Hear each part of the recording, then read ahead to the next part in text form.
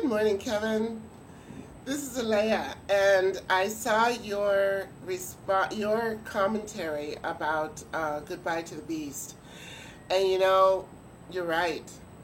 I really feel that there is an energy of oppression and negativity and general unhappiness and demise out there. And it's been my experience. I've been watching this stuff for a long time too. And it's been my experience that whatever it is, the beast, have you heard that expression, I've met the monster and the monster is me, or something like that?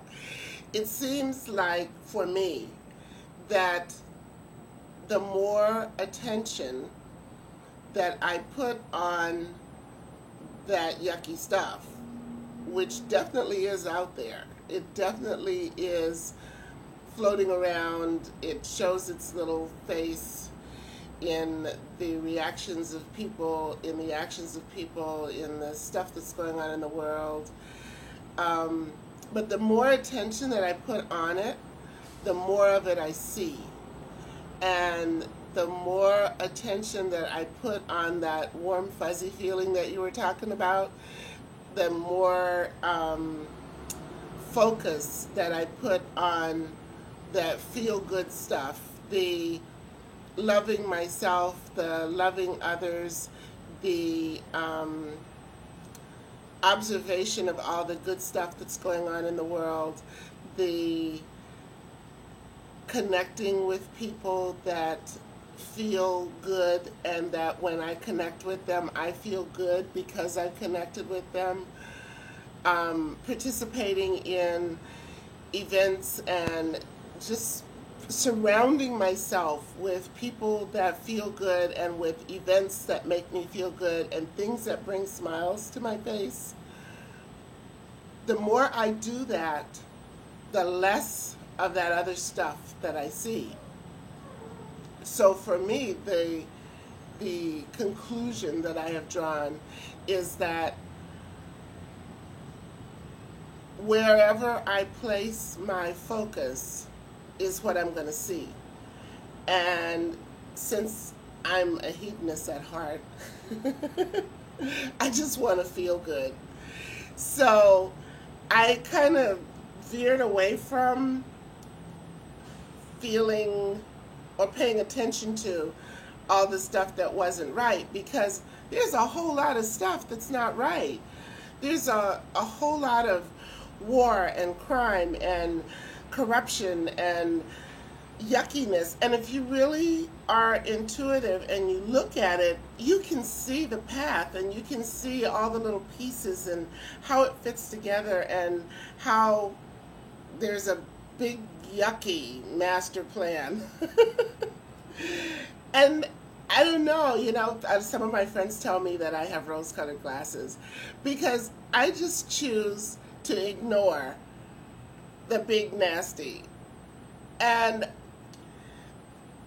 in '96, there was a woman who was teaching quantum theory before quantum theory was popular, before the movie of What the Bleep and The Secret and One and all that stuff came out.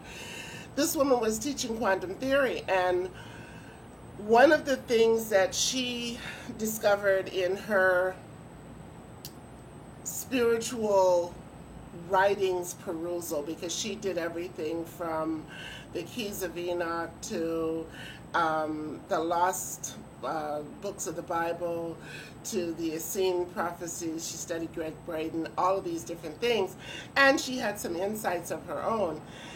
One of the things that she shared with us was, you get to choose. And up until a certain time frame, you can choose both sides. You can run the duality that we run in real life or in our current world. And so that duality is, well, you know, I'm going to get mad at this person, but I'm not going to get mad at this person. That person's bad, this person's good, this is up, that's down. You know, the two sides of every coin. But after a certain time, we were locked into whatever it was that we had chosen most often. Now, that would say that there's something outside of us that locks us in. Or it could say that if you run in a particular groove long enough, that just becomes your groove. And I suppose you could get out of it, but it's kind of difficult. It's kind of like sitting spinning your tires. So when I heard that teaching, I started to choose to just ignore the yucky stuff and just go for the good and just keep going for the good and keep going for the good and keep going for the good. And it seems that the more I place my attention on the feel-good stuff, the more feel-good stuff shows up in my life. You're doing it. I heard you say, you know, that there are people in your life that you see them interact with other folks and yuck, and they interact with you, and their way of being is so much different. So you've already started doing it, whether it be consciously or not. And so I almost would encourage you to just start searching out the good stuff only. And there's a lot of the other stuff mixed in because we have a lot of well-meaning friends who want us to see reality, you know? They want us to face reality and to understand that there's bad stuff out there. And I'm sure there is. Anyway, that's my take on Goodbye to the Beast. I think that your first step to saying goodbye to the beast was to acknowledge that there was a beast, and now you've turned the corner, because when you start to exude that universal unconditional love, one of the words that's used for it is agape, where everything is love for you. When you start to exude that, the rest of it just doesn't show up in your experience. And so the more it doesn't show up in your experience, the better things get. Anyway, it's so great to see you back out here again on the tube. I just had to give you a video response. This is the first video response I've ever done, so it's an experience. Thank you. I look forward to hearing more from you, and keep plugging away. It's a fabulous world that we live in and a great time to be here. Aloha.